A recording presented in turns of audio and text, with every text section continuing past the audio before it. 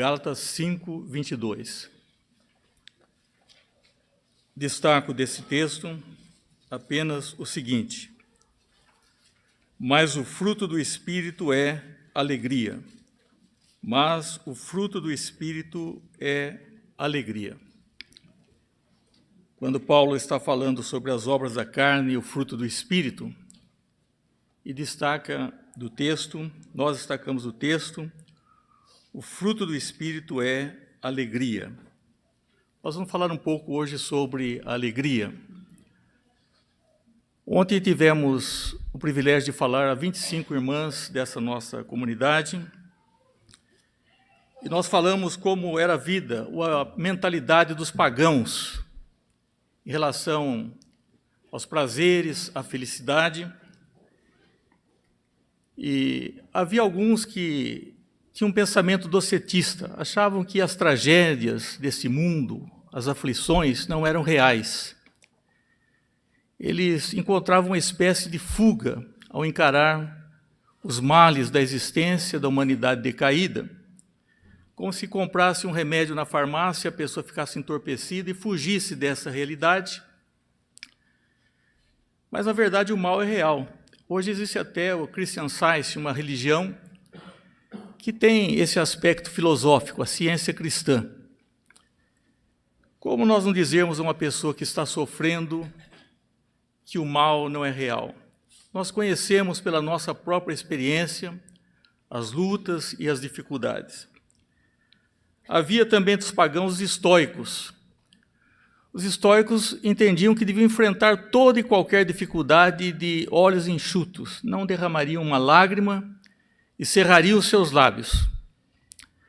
Eles entendiam que o mal era uma espécie de fatalismo, talvez hoje como um karma para muitos, que aquilo que tem que suceder vai suceder, então nós temos que ter dignidade para enfrentar esses problemas. Então, esses eram, na verdade, os estoicos. Mais tarde surgiram, no mesmo tempo, os hedonistas. Os estoicos diziam, se eu não posso mudar a realidade, se as coisas que têm que acontecer vão acontecer, então eu tenho que mudar o meu interior, é a maneira como eu vou enfrentar os problemas. Já os hedonistas disseram, não, nós vamos afastar os males, vamos aproveitar o máximo dessa vida. O que nós podemos tirar dessa vida, nós vamos extrair. E então eles comiam em excesso, bebiam, eram extremamente sensuais e até grosseiros. Até chegavam a regurgitar para comer novamente alimentos que eles apreciavam. E, naturalmente, isso trazia consequências dessa falta de limite. Então, surgiram os epicureus, né, que diziam, não, nós podemos, na verdade, sermos meio sensuais, né? Vamos comer uma comida talvez mais saudável, mas vamos beber não somente o vinho, mas um vinho de ótima qualidade. Então, eles diziam, bom, nós não vamos nós vamos ter um limite, vamos ser moderados. Todas as filosofias têm reflexo no presente. Nós temos alguns que falam, não, nós não podemos ser muito extremados, nós temos que ter uma moderação em certas coisas. Em algumas coisas, a moderação ela é realmente necessária, em muitas coisas, mas com referência ao pecado, nós temos que refutá-lo integralmente. E desses pontos de vista de se enfrentar, daí surgiram muitos pensamentos. E hoje muitos jovens têm sido ensinados assim também. Se deve tirar muitas coisas da vida, aproveitar muitas coisas da vida. E eles são ensinados muitas vezes que esse mundo ele surgiu por acaso, que não há nenhum significado na vida e que nós temos que simplesmente afugentar a dor. Meus irmãos, isso é falso. A dor, a tristeza, ela faz parte da existência humana. E por isso que muitos jovens, às vezes, até se suicidam. Nós temos casos assim, porque eles foram ensinados assim, que não existe sentido nas coisas. Na vida, na existência, o mundo criado por acaso. Mas o apóstolo Paulo refuta todas essas coisas, os seus filósofos, até contemporâneos dele, nos casos dos estoicos e epicureus, quando ele fazia uma veemente defesa da ressurreição de Cristo, ele disse: se Cristo não ressuscitou, comamos e bebamos, que amanhã morreremos. Se nós não temos a centralidade na pessoa de Cristo, então o que resta para o ser humano se não atender os seus sentidos? Mas Paulo disse: se Cristo não ressuscitou, mas Cristo ressuscitou ao terceiro dia, e o apóstolo Paulo, o grande intérprete do cristianismo, encontrou em Cristo o sentido da vida, encontrou em Cristo a alegria, e ele quem escreveu aqui que o fruto do Espírito é alegria.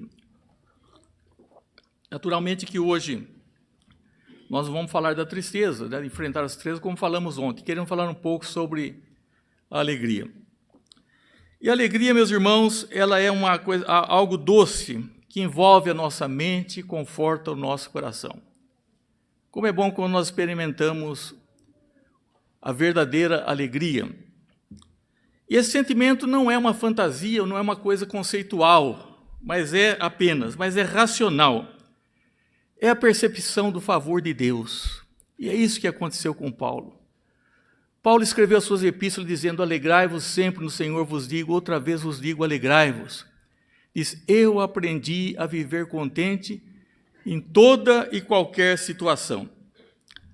Eu diria que a alegria é semelhante à próxima estação que está vindo, a primavera, quando a natureza ressurge e à luz do sol, as coisas renascem, e quando o sol da justiça também brilha na vida de um ser humano, ele passa a enfrentar a verdadeira alegria, Vou dizer mais adiante um pouco porque esse pensamento pagão trazia tanta insatisfação e tantas tristezas. A alegria, meus irmãos, ela nos sustenta diante dos problemas que temos que enfrentá-los. É errada a pregação, que é a grande pregação na maioria do meio evangélico. Olha, você vai parar de sofrer, você não vai ter mais problemas, você não vai ficar doente, vão resolver todos os seus problemas. Não, nós temos alegria verdadeira, genuína, em meio aos problemas que são normais da vida, porque Jesus disse: no mundo passais por aflições. No mundo passais por aflições, mas tende bom ânimo. A verdadeira alegria nos sustenta como óleo que sobressai a água, que se sobrepõe à água, ele fica no sentido superior. E nós precisamos dessa genuína alegria, diferentemente dos pagãos que enfrentavam as lutas das maneiras as quais nós mencionamos agora há pouco. Essa alegria, meus irmãos, ela protege o coração dos medos do futuro. Não é verdade isso que nós falamos, que todos os nossos problemas serão resolvidos. Jesus nunca prometeu a ninguém que nós não passaríamos pelo vale da sombra da morte. Mas ele prometeu que ele ia adiante. E o salmista disse: não temerei, ainda que eu ande pelo vale da sombra da morte, porque tu estás comigo. Porque tu estás comigo. Quero, nesse pouco tempo que nós temos nessa noite, destacar algumas coisas sobre a genuína alegria. Como é que ela surge em nós? Em parte pelas promessas das Escrituras. É por isso que o cristão tem que manusear e conhecer as Escrituras. Há um versículo que eu aprecio muito, eu transcrevi esses versículos para ser mais objetivo aqui, diz assim: nos muitos cuidados que dentro de mim se multiplicam, as tuas consolações me alegram a alma. É o Salmo 94, versículo 19. Nos muitos cuidados, nas muitas preocupações que se multiplicam. Parece que a cada dia elas vão se multiplicando, as nossas preocupações. Mas ele diz: as tuas consolações alegram a minha alma. Mas, na verdade, a alegria ela surge do Espírito Santo, Paráclito. Jesus disse: eu não deixarei vocês órfãos. Disse: eu vos enviarei outro Consolador para que fique convosco para sempre. Jesus era um Consolador. Ele disse àquela mulher de Naim: não chores. ele perdoou pecados, abençoava as pessoas constantemente, mas ele subiu aos céus e deixou o Espírito Santo, que é o Consolador. E é esse Consolador que é a causa também da nossa alegria, diz, mas o fruto do Espírito, o fruto do Consolador, entre outras coisas, aqui são mencionadas, ele diz, é a alegria. Quando que essa alegria se manifesta? Por incrível que pareça, contrariamente aos pensamentos da maioria e daquilo que se prega, eu gostaria de observar alguns momentos em que essa verdadeira alegria se manifesta. Primeiro, ela se manifesta, a meu ver, na Santa Ceia do Senhor. Ela se manifesta na Eucaristia. Os judeus, nas suas festas, eles ungiam as pessoas com óleo, era muito agradável, e saudavam-se com o ósculo santo. Na Santa Ceia, meus irmãos, estão expostos aqui os sinais do amor de Deus, o vinho e o pão, e nós somos abraçados, envolvidos pelo amor de Deus. Então, nós não estamos provando apenas desse pão, mas nós estamos provando do maná celestial, daquele maná escondido.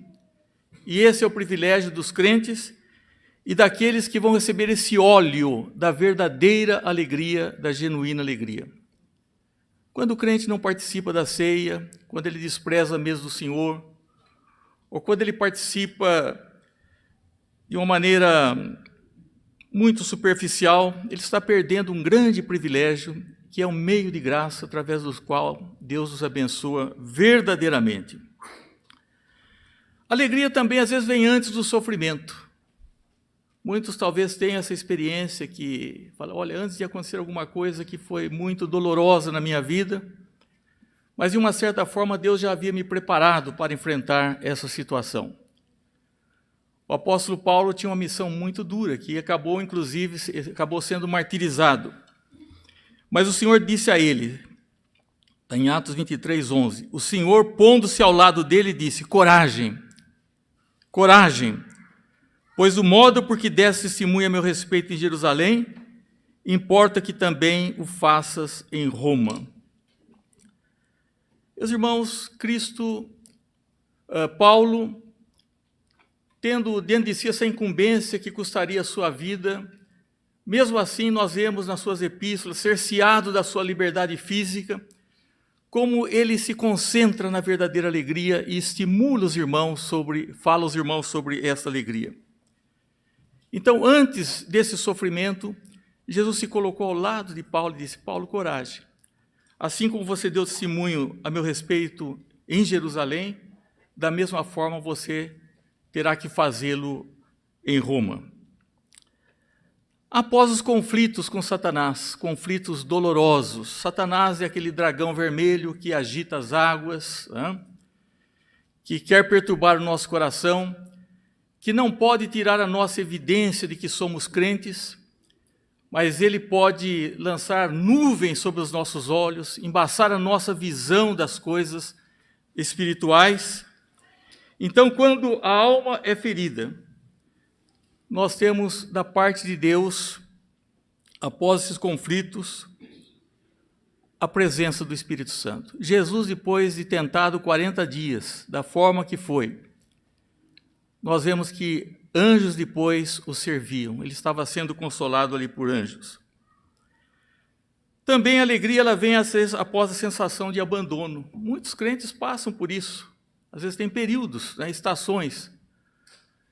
E quando estão sentindo-se abandonados, eles clamam, como Asaf disse no seu Salmo 77:8, cessou perpetuamente a sua graça, caducou a promessa para com todas as suas gerações.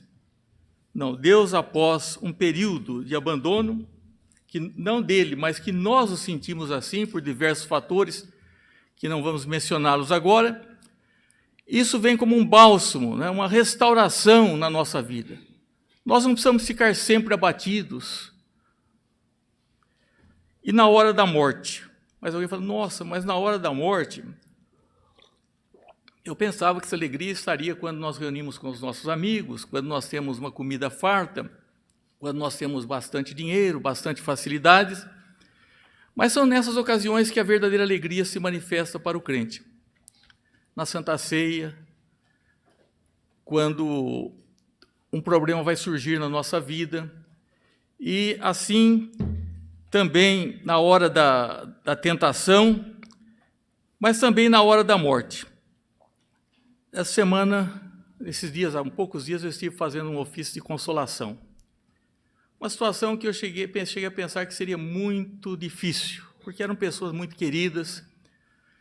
Um casal, a mulher estava despedindo do seu esposo depois de 52 anos, coisa rara hoje, né, de casamento. E coube a ela fazer a última oração a pedido. Eu confesso, meus irmãos, que com todos esses anos de ministério eu fiquei impressionado pela profundidade, pela espiritualidade, pelo consolo que ela encontrou em Cristo e como ela transmitiu a sua experiência de vida com o Senhor. Sabia que era uma irmã bastante crente, né? Mas é verdade isso, Deus nos consola quando em momentos difíceis. Eu creio que assim como alguns ímpios ou algumas pessoas que viveram uma vida irresponsável, se nós perguntarmos quem quer ir para o céu, todos querem ir. Mas não se pode querer reinar com Cristo no futuro e viver sem Ele aqui nesse mundo. Então, assim como algumas pessoas na hora da morte, e quando estão lúcidas, têm algumas repreensões sobre o futuro, para onde que eu estou indo? O que será da minha vida? Eu creio que muitos crentes também, em determinadas situações, não quando estão tão oprimidos pela dor que seja difícil eles se expressarem, mas na minha experiência como capelão de hospital, como pastor há muitos anos, percebi que muitos crentes têm uma visão, no sentido assim, uma percepção de algo muito bom desse pressentimento do encontro com Cristo. Eu creio que assim como Jacó deitou-se numa pedra para dormir e teve uma visão, uma escada que subia ao céu, os anjos desciam e subiam. O crente, não nos mesmos termos, mas quando ele se deita para morrer, né? Isso acontece. Um dos irmãos aqui uma vez mesmo disse, pastor, ele falou, será que eu vou sarar? Né? E eu tive que dizer a ele, eu não sou médico, mas você nunca esteve tão doente do jeito que você está. Felizmente ele era um crente, ele não precisou deixar para a última hora, né, para tomar uma decisão ou para viver a vida cristã. Mas o crente tem, quando ele se deita para o sono da morte, tem realmente uma alegria no seu coração, apesar dessas circunstâncias difíceis. Dito isso, eu gostaria de destacar algumas diferenças também entre as alegrias mundanas e a alegria espiritual, a verdadeira alegria. Não é a mesma coisa.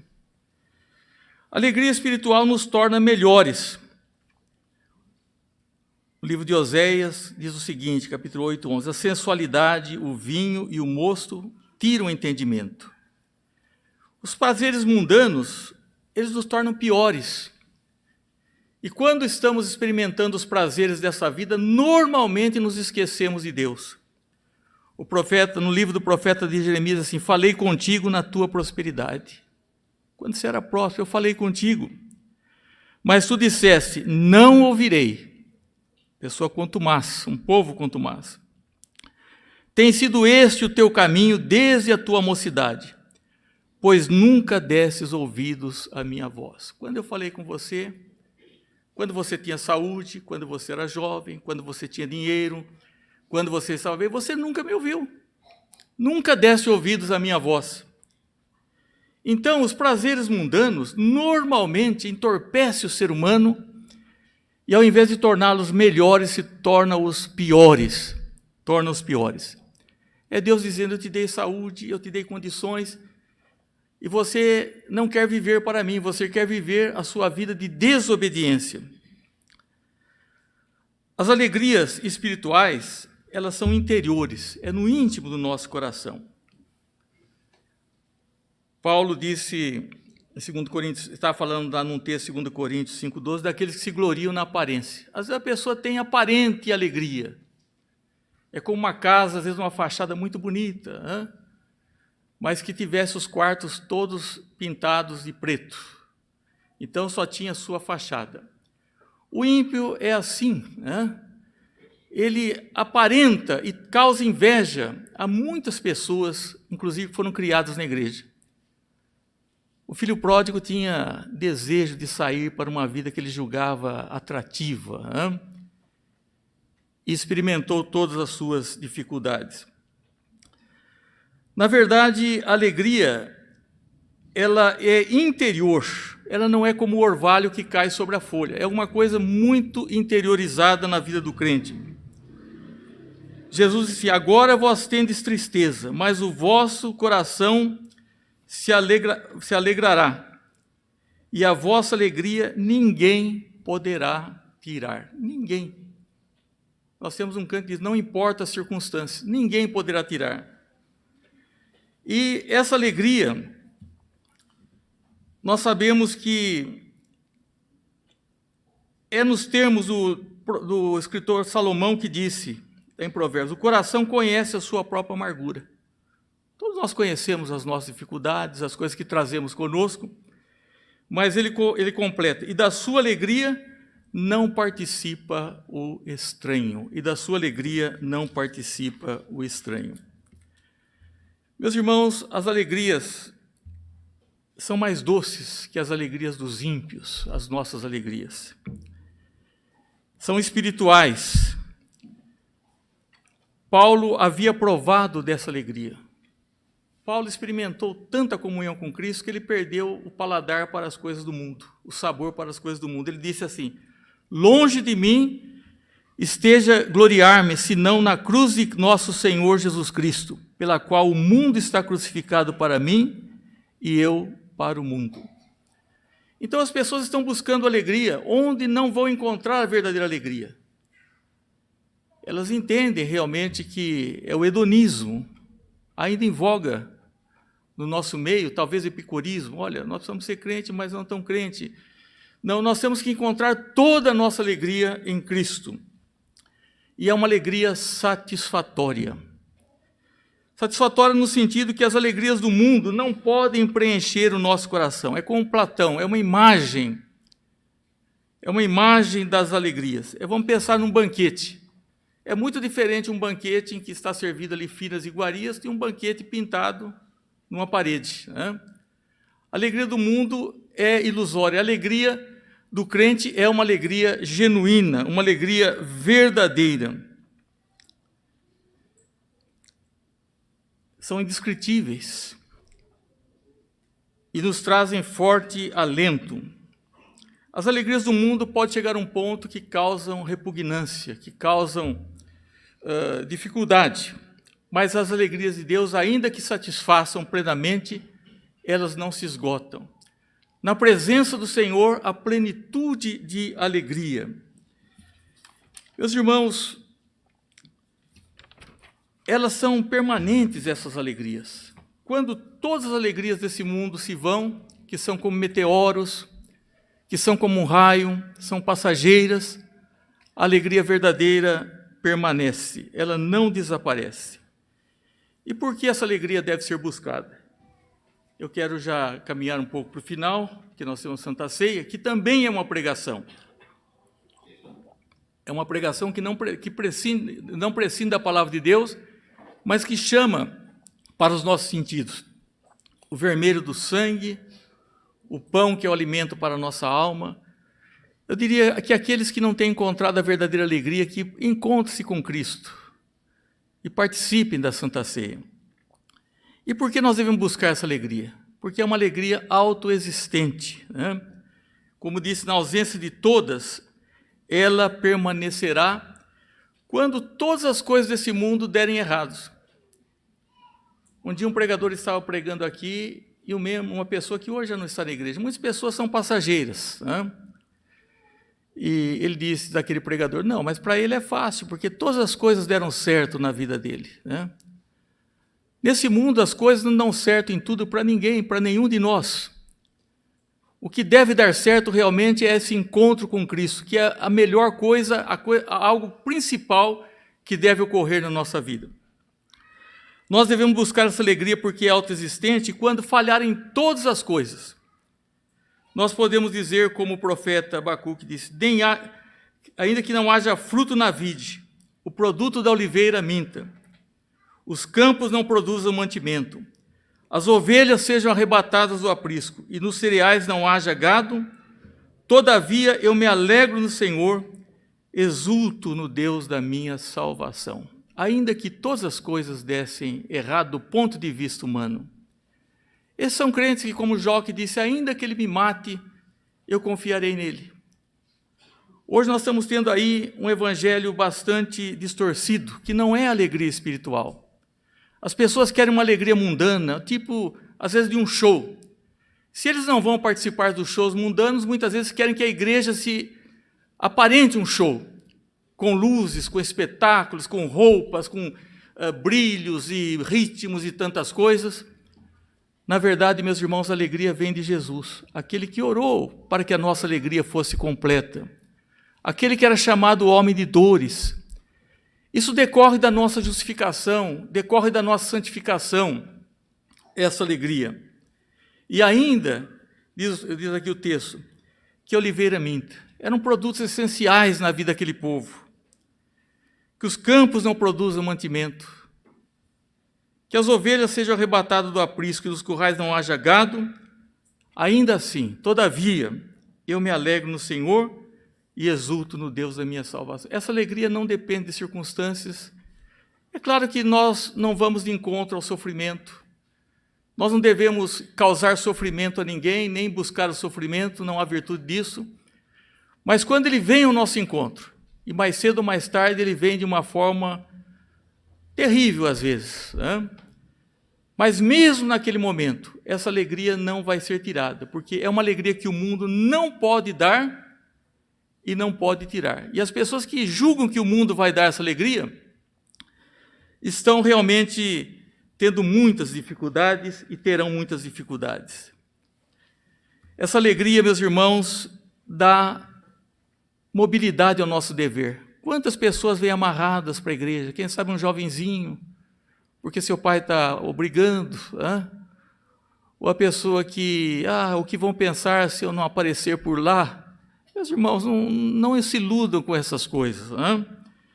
Quando alguém tem a verdadeira alegria, é como um óleo que mexe nessa engrenagem toda e nós passamos a servir a Deus com alegria. Servir ao Senhor com alegria. Não tem sentido essa forma aborrecida. Há um versículo em Isaías 56:7 que diz assim, também levarei ao meu santo monte e os alegrarei na minha casa de oração. Eu vou levar esse povo no meu santo monte e eu os alegrarei. Essa alegria que nós temos aqui, diferente de qualquer outro lugar. E o salmista também disse, né, quando ia ao templo em Jerusalém, a casa do Senhor lá em Jerusalém, disse, eu me alegrei quando me disseram, vamos à casa do Senhor. Por quê? Porque a pessoa que é movida pelo Espírito, não é movido por imposições, ou por aparência, ou por satisfazer a quem quer que seja, mas é, na verdade, alguém que experimentou aquilo que é um bálsamo e é um antídoto. É um bálsamo para curar as nossas feridas mais profundas, a alegria de Deus. E é um antídoto contra o pecado, contra essa desobediência a Deus. Há outro versículo, eu transcrevi vários versículos, diz assim, porque o reino de Deus não é comida nem bebida, mas justiça e paz e alegria no Espírito Santo. Eu não sou contra nós termos uma boa refeição. Mas nós estamos num tempo que nós não conseguimos sair se não for para comer ou beber alguma coisa. É claro que vamos unir o útil e agradável. Né? Mas nós não podemos incorrer, às vezes, a achar que a igreja pode competir com o mundo e oferecer tudo que o mundo oferece. Sempre digo que se nós formos esperar fazer comida para trazer as pessoas para a igreja, nós temos prazer de fazer essa comida para que as pessoas saboreiem, participem, vivam uma comunhão, mas não para convertê-las essencialmente. Pode ser um meio de aproximação, porque senão nós só íamos mantê-las através da comida. Como Jesus disse, vocês me seguem pelo pão que perece e não pelo pão que permanece. Nós temos que ir a Cristo por causa de Cristo. E se a pessoa não for convertida, pode ser quem for. Pode ser uma pessoa de muito bons pensamentos, de comportamento, ela não permanece na congregação do justo. É certo que umas pessoas dão empurrada também, ajudam a empurrar para fora da igreja.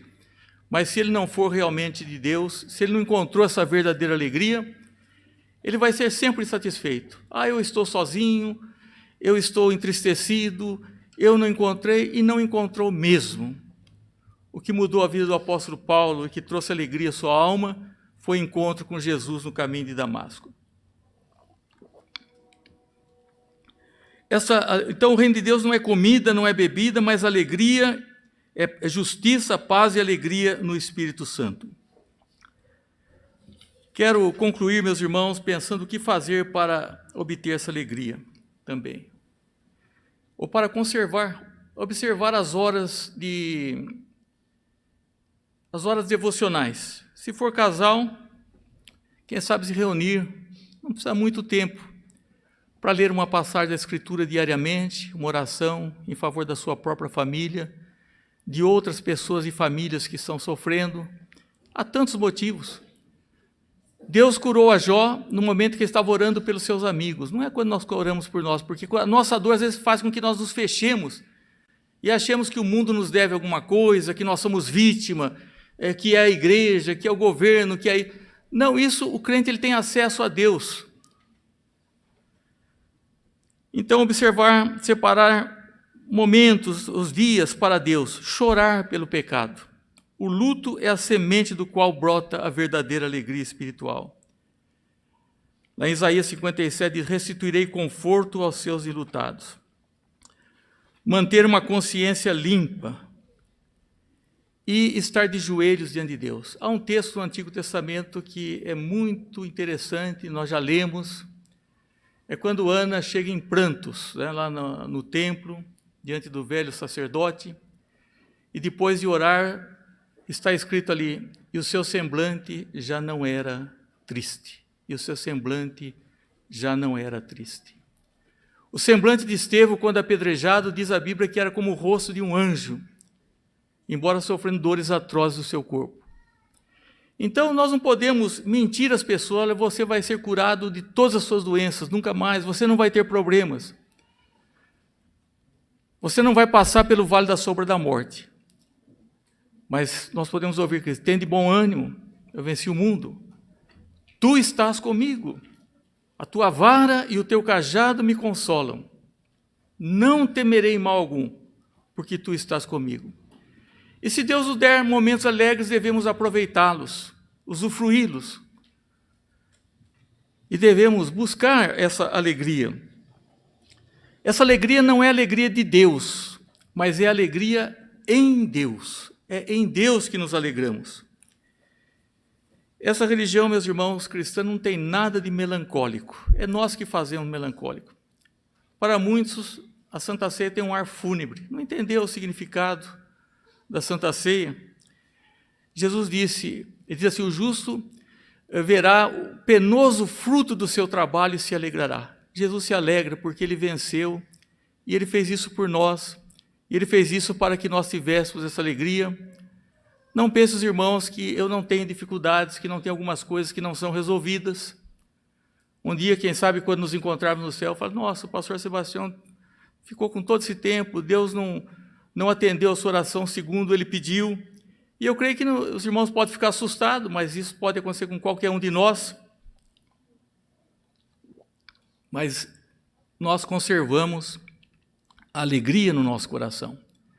Aliás, nesse mundo nós não veremos todos os nossos sonhos realizados. E por isso aqueles que se desviam, aqueles que se afastam, aqueles que esmorecem, porque são crentes que não conhecem a Bíblia, que não cultivam a vida espiritual. Mas Deus os ama. E há uma oportunidade de mudança, de transformação. O dia da Santa Ceia é um grande dia para isso. O fruto do Espírito é alegria.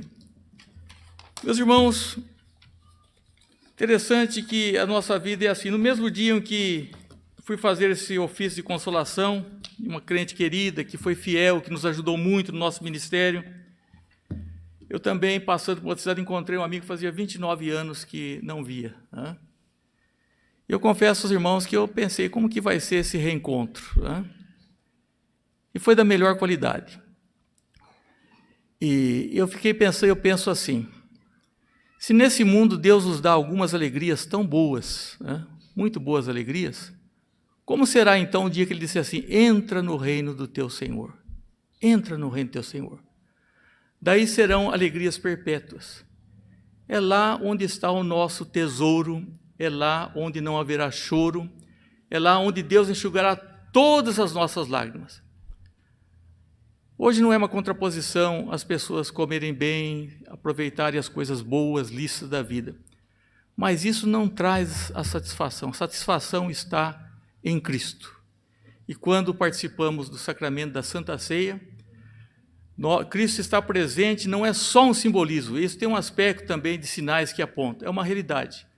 Ao recebermos esses elementos, recebemos pela fé, de maneira espiritual, os benefícios do corpo e do sangue do nosso Senhor.